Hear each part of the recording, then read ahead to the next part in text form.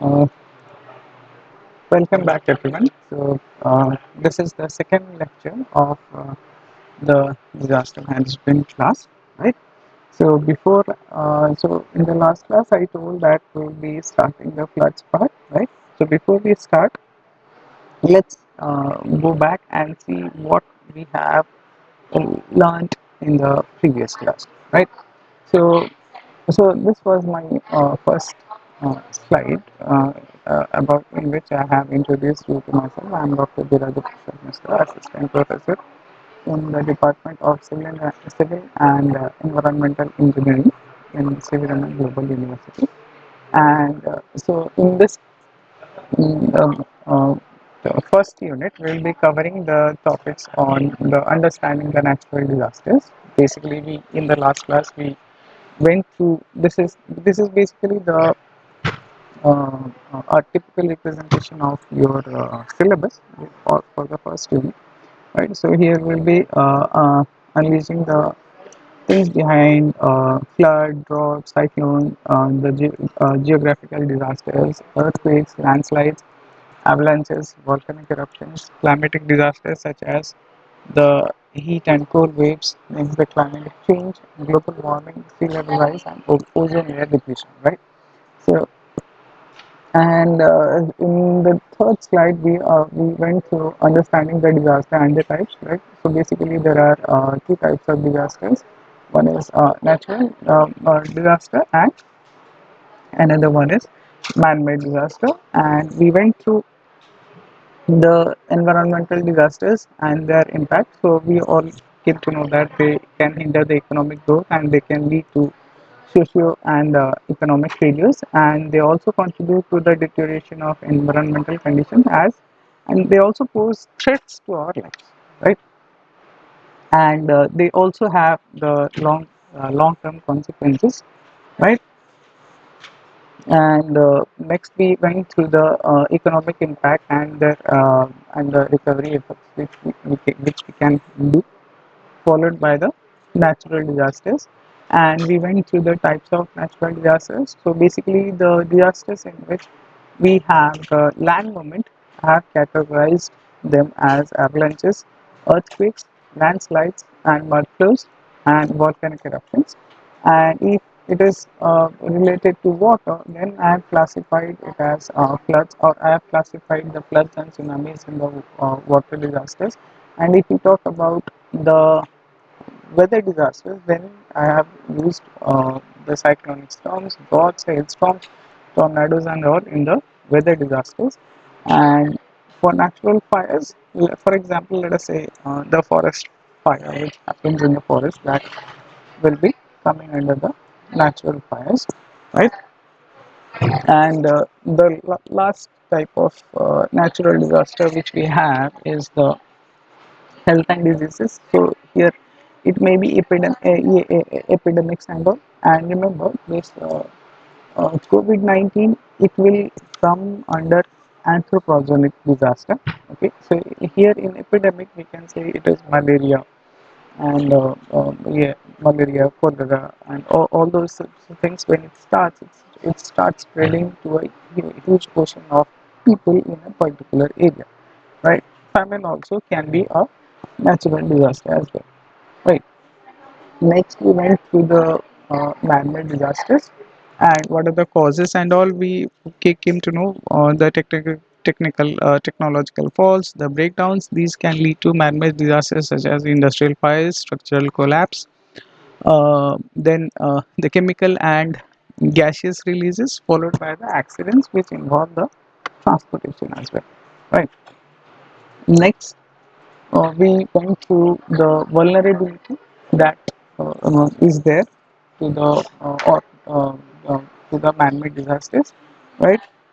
And when in the last topic was, I think, the anthropogenic disasters, and here we talked about the crime as an civil disorder, war, terrorism, all those aspects we have gone through.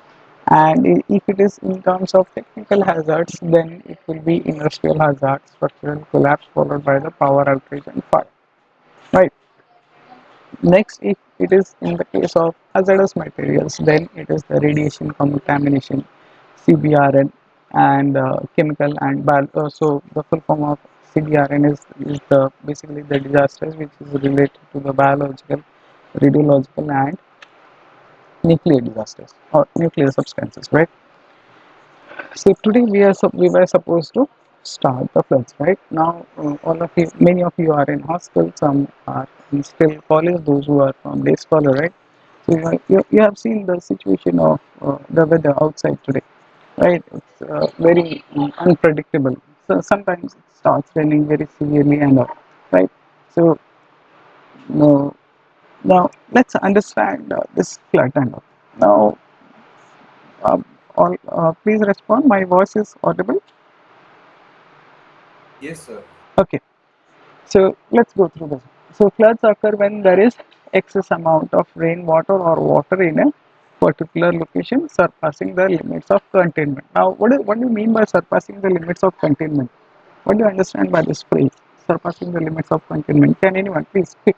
Storage capacity. Yeah, basically the storage capacity or the capacity which is there, like beyond which if the water level exceeds, then water will come onto the road. For example, if the drains, if they are filled to the top, then what after the water increases, it will come out of the drain and it will be there on the road surface, right?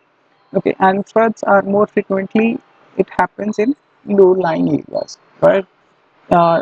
Also, it happens in floodplains, which historically have been vital for agriculture and seen and centuries, right? Now, remember that these floods they possess significant danger. How they possess significant danger? They have the capacity to sweep away massive objects like houses, cars, and trees. You might have seen, right, in videos and all in social media when the reporters will be reporting to us, right? You might have seen that due to this flooding and all, the houses are washed away, the cars have been washed away, even the banks of the river they have been flown away, right? And the causes of the floods they also include prolonged rainfall and from the storms which happens, thunderstorms, rapid snow melting, overflowing of rivers, and bursting of man-made dams and levees. Right. Now, suppose if on in the upper stream, if there is very heavy rainfall, and we have a dam just in the downstream. So what the people has the engineers have to do? They have to open the gates so that the excess amount of water which is there that can be released onto the to the downstream. Now remember that the dam has got certain capacity to store water, right? Now once that capacity is exceeded, so what will happen? Over the water may come above the dam, right? And that will be very dangerous situation for the stability of a dam. I'm saying that being a civil engineer, right? So that's why we will be releasing the water into the uh, uh, downstream. And if we do that again, the downstream, since the water which we are releasing it is very high, then definitely there will be flooding and all. Right now, monsoon rainfalls can also lead to floods, such as it happened in Bangladesh in the year past. It happens here in India as well. Right. Now, encroachment plains develop due to the development and population pressure, and they contribute to the increase in the flood incidence and intensity. Right now, let's understand this how we can do the flood management and preparedness.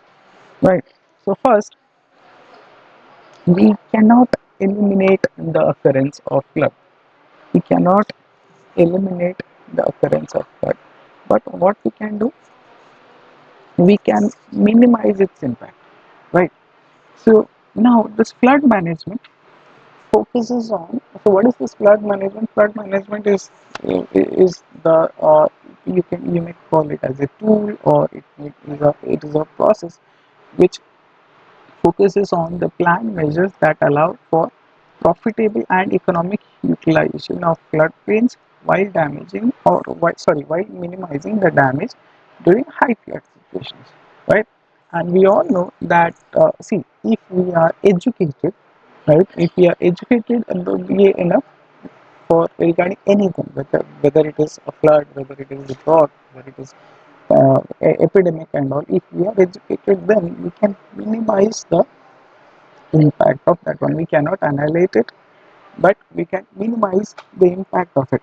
So education, we always remember that the education plays a vital role in disaster preparedness, ensuring that those at risk are aware and they are well informed. Now, see, there is a very high rainfall in the city and in the parts of Odisha, everywhere, almost in India, every part is being flooded with rainwater, right? So if we don't know what to do, how to save ourselves and all, then definitely it will create a catastrophic situation, right? Now let's go a little bit deeper into it, right? Let's understand what are the different types of floods we have. So the first one is a flash flood. Now, can anyone tell me what is a flash flood? What do you understand by flash? What do you understand by flash? And or what is a flash flood? Can anyone from the audience? Sir, which is very quick. Yes. So the floods which occur very instantly, right? And suppose suddenly there is a very extreme high rainfall, and the rainfall is there, and now this the ground it has already exhausted its absorbing capacity. In that case, we will be having flash floods, right? And here, now remember, this flash flood happens when the intensity or the duration of rainfall is very less, but the intensity is very high, right? So in that case, we'll be having flash floods, and these flash floods basically happen in hilly areas, right? Okay, so once it starts raining and the water flows down, and if severe or more amount of water is flowing down, then definitely uh, it will create flash floods. You have seen in many videos and all, many news reporters will be showing you to see this water flash floods. And certainly, some flash flood will happen in some certain hilly areas, right? Okay. Next one is the river flood. So as the name suggests, these floods will occur in the river areas or in the river, and these will happen when there will be severe rainfall or heavy rainfall, and basically it may be in the upstream or it may be in the entire region, and due to which what will happen, the rainwater will come and mix with the river, and the height or the water level in the river will be flowing above the danger mark. So in that case, we will be getting the or river floods will happen. Right now, the third type is the storm surge. Right. So now let's understand where this storm surge happens. So now remember that low pressure storms with strong winds will cause a sudden rise in sea level, right? And also the strong winds that are directed towards the shore, they drive the sea water into the land. Now let's understand this. Now all of us know the city of Mumbai, right? Okay. Now there are parts of Mumbai which are well below the mean sea level, right? And we have the drainage area. So let us understand. For example, let us say this is the land part, right? And here we have so let us say that this portion is the sea, right? Now suppose if there is a storm in the sea, then what will happen? The level of water will rise here, and through these drains, this sea water it goes into the land area. So in that case, in those kind of situation, we will be having a storm surge, right? And if there is strong winds, then it intensifies the situation of the storm surge, right? And suppose if there is simultaneous flooding with heavy rainfall, okay, so and there is also even the sea water will also enter into the coastal areas. That also happens here, right? And this happens in various storms. In Odisha, we don't have this storm surge situation, but we have that in the parts of coastal Maharashtra and all, right? Next one is, what are the factors that cause the floods, right? So the first one, if it is the case of river and there is heavy and continuous rainfall for over a extended period of time, then there is a chance of uh, floods in the river, right? Now, what if the water is flowing above the danger level due to insufficient capacity within the river banks? Then it may cause floods. If there is breaching of embankments and water reservoirs, then there is a chance of flooding. If storm surge is there, there is a chance. If there is a snow melting is there, then definitely there is a chance of a sorry, there is a chance of floods. If the river bank erosion, or sorry, river bank erosion is there, siltation of river beds. Likewise, you can see here there are many reasons. There are many reasons. We can't control all these factors in order to control the flood. What we can do, only we can minimize it. For example, let us say we have poor natural drainage. Now, see, in the city of Bhubaneswar, many of my colleagues, day before yesterday, they complained that there was a lot of water inside their apartments, inside their lift, right, inside their garages. Why it is happening? It is happening only due to the poor natural drainage. Now see, we as a human being, what we are doing, we are filling up the puddles and all, we are filling up the small ponds, we are filling up the lakes, and we are constructing our houses due to unavailability of land, due to the greed also, right? So in that case, where the water will go when rain will occur, right? So now, so due to their regular terrain and all, they will be settling in some part, right, in the low-lying areas basically. So there, how we or so like this we have the flood situation in city areas now in Bhubaneswar, the main city part, right? Also, the flow retardation due to tidal and backwaters effect, deforestation, cyclone, their resistance to water flow due to other various parameter factors such as, when we are constructing any houses, when we are constructing any roads. Now see, wherever that road goes, over in that road we are laying a layer of bitumen and all.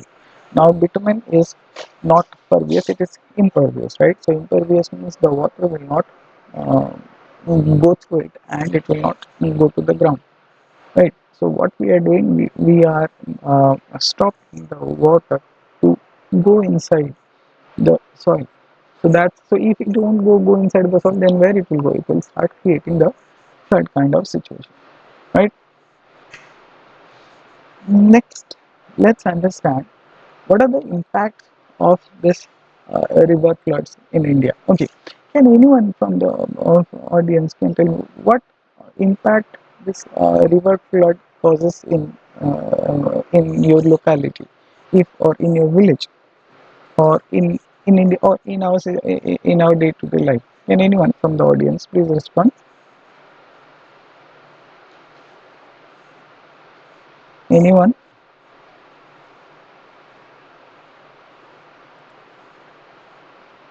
We have a lot of members here, but nobody is responding. 56 members, including me, 56 members are online, right? Can I have Ruprika Raut? Would you like to comment? What are the impact of river floods in India? Can you share your opinion regarding this? No answer. Uh, Next, Shahid is here. Would you like to share your thoughts? You can unmute your mic. Next, Vikas Kumar.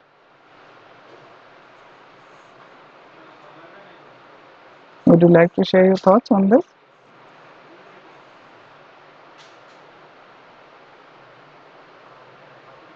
No answer. Anyone from the audience, you can voluntarily answer. Waterlogging problems, Yes, road traffics. water logging problems. Anything else? Anyone would like to add? Sugandha, Ashutosh. Sir, the buildings submerged under water, transport stops. Okay, transportation stops, buildings, those buildings which submerge under water. Yes, landslides. Yes, it happens. Right. What else? Pinaki, would you like to add something to it? Soil erosion. Soil erosion. Yes, good. Pinaki and uh, Amisha, Amrit, Ankita, lot of people are here, but nobody, none of them are opening their mouth. Right? Only few people, Rohan, and very few are opening. Hmm? Now, let's understand this.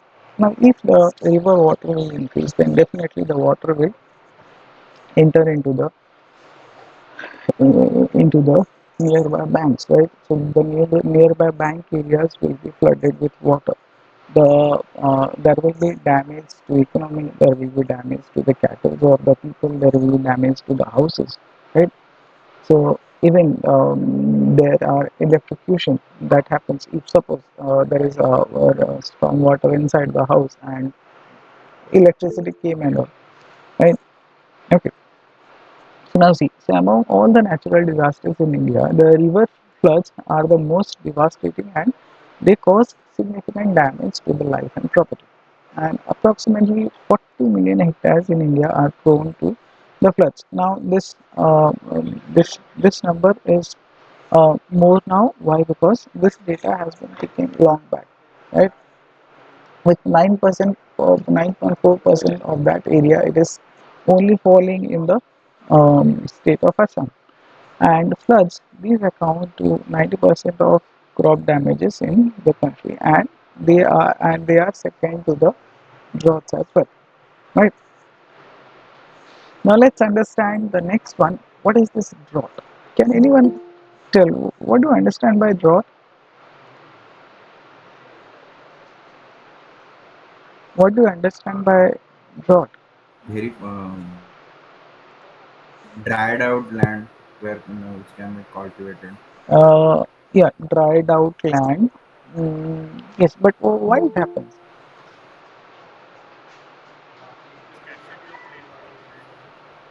Climate change. Yeah, yes, because could you please a bit louder?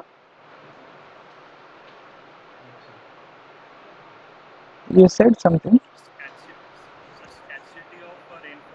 Okay, scarcity of rainfall. Yes, scarcity of rainfall also causes a drought. Now, drought is basically extended period of time where we don't have rainfall, right? It may be we don't have rainfall, or and or you may say that there is a deficiency of water in a particular soil for a longer period of time. So it is then what happens, the soil it loses its own moisture and it becomes, or the drought kind of situation happens, right?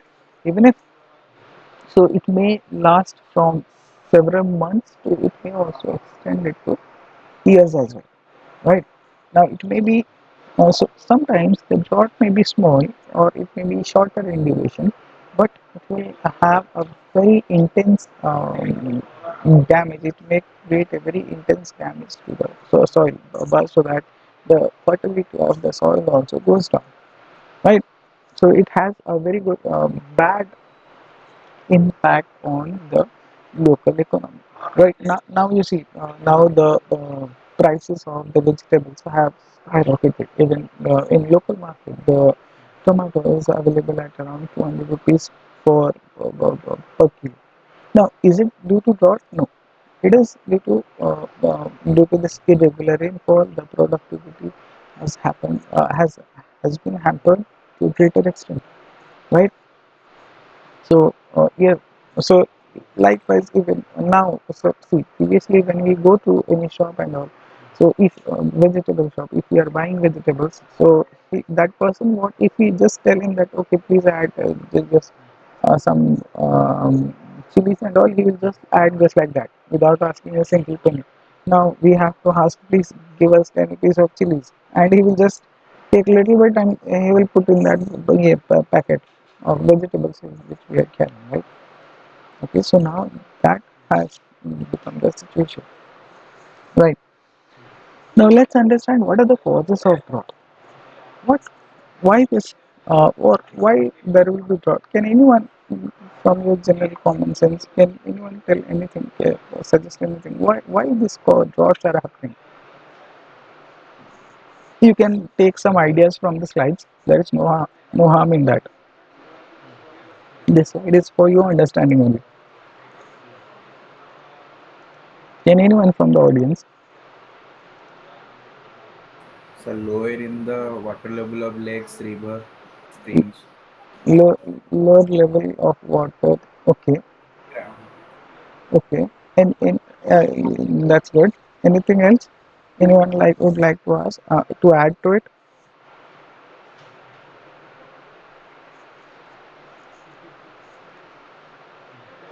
Anyone would like to add? Sir, deforestation. Yeah, deforestation. Yes, that is yeah, one more solid reason for the occurrence of drought. See, you guys, you can go through the slide. Means this slide is being displayed, right? You can take some ideas from there and you can answer. But I want the class to be interactive, not that I am just explaining. Nobody is responding, nobody is reacting. And all. I want you can take the ideas from this slide only. I am not asking anything from any other source, right? You can directly go through the slides and answer. Anyone else would like to add something? Okay, let's understand this. Now suppose if any region of any particular area is receiving very less rainfall over a longer period of time, then the droughts generally occur, right? And the reduced rainfall they lead to a deficiency of water supply affecting the ecosystem and the agriculture as well. Now, yeah, what, what are the things that are there in an ecosystem? What are the things that are there in the ecosystem? We'll be having vegetation. Vegetation means the trees, plants, plants and all which are there. We'll be having animal life, animal or birds life in the flora. So basically, it is the flora and fauna and the agriculture which is going to be affected due to the less rainfall, right? And the factors that contribute to the drought are above average prevalence of high pressure systems, human activities such as overfarming, excessive irrigation, deforestation, soil erosion can exacerbate the drought conditions, and global climate change is also expected to be a key cause in the for causing the droughts as well, right? Okay. Now, it is worth noting that the global warming may lead to an increased rainfall globally, but with regional variations including droughts, flood, and soil erosion. And now you can answer. Now we are having, or some parts of the state is, or the country is receiving very high rainfall. But still, why there are droughts and all? So it is only happening because of the global warming, right? And so again, the global warming it is linked to numerous causes. Deforestation, the first cause is deforestation, then overfarming, excessive irrigation, all those things they cause this global warming, right? Now we are all the time environmentalists are focusing on trees, plant trees. We have to save our planet and all, right? So why they are saying all these things? It is only to save our planet from all these detrimental disasters which are happening, right? Now, what are the consequences of drought?